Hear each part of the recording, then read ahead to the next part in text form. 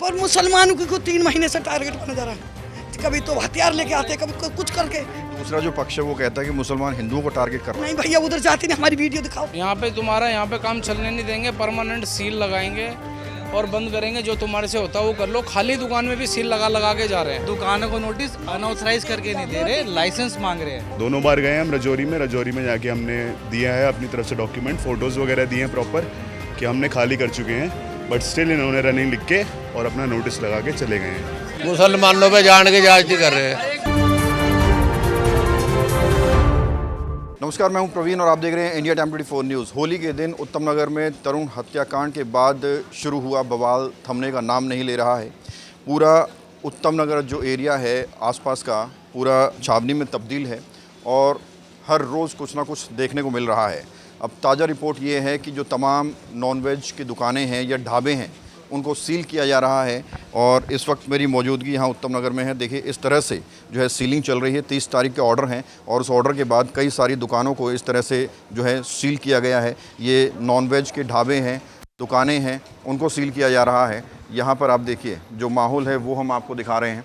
इस तरह से सीलिंग लगातार चल रही है और एमसीडी का नोटिस बाकायदा लगाया गया है और कहा गया है कि आपकी जो दुकान है वो अनऑथराइज्ड है और उसको सील कर रहे हैं।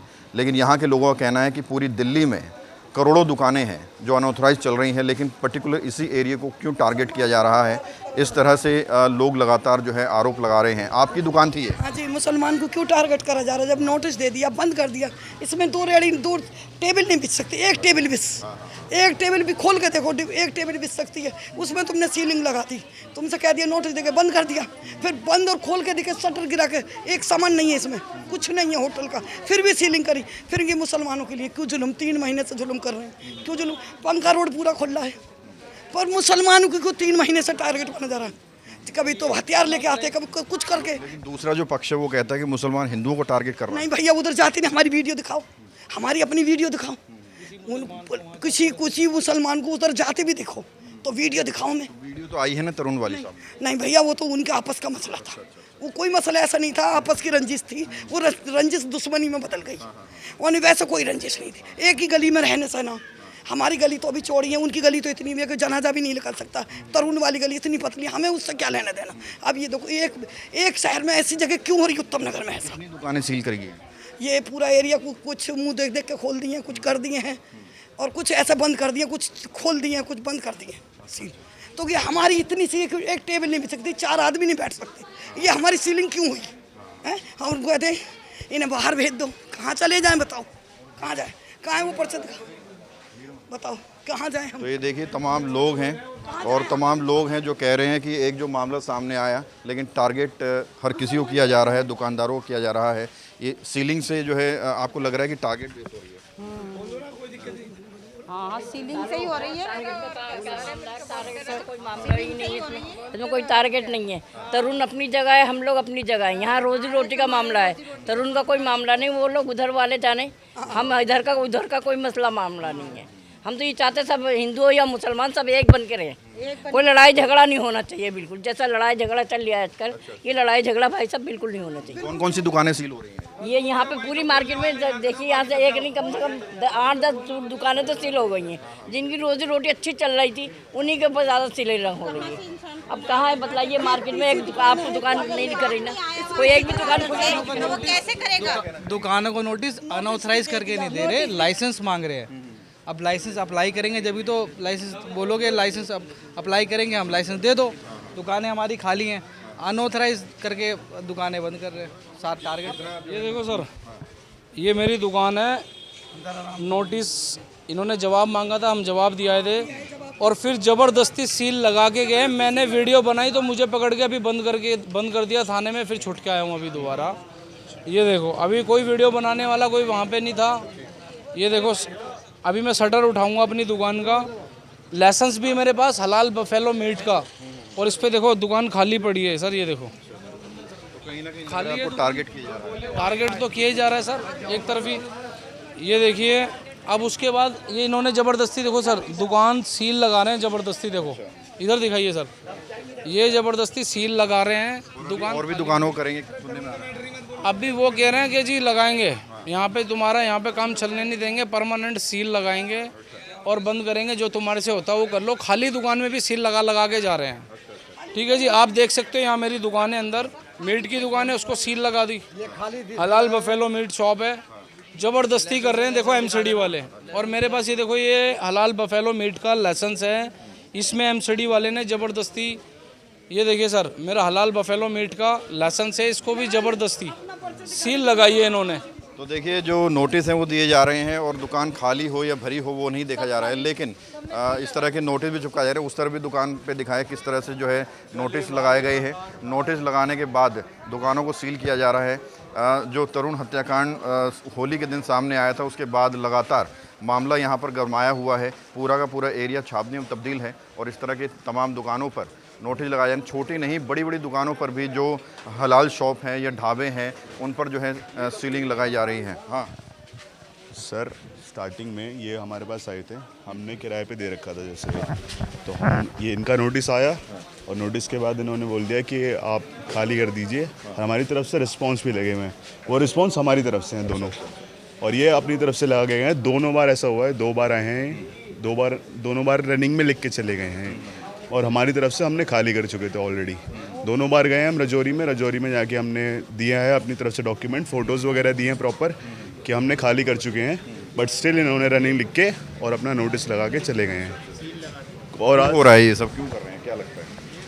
ये तो भाई वही जाने क्यों कर रहे हैं ऐसा, लेकिन ये आपको लगता है कहीं ना कहीं टारगेट हो रहे हैं आप लोग? कहीं ना कहीं टारगेट तो है सर, टारगेट तो है पूरा।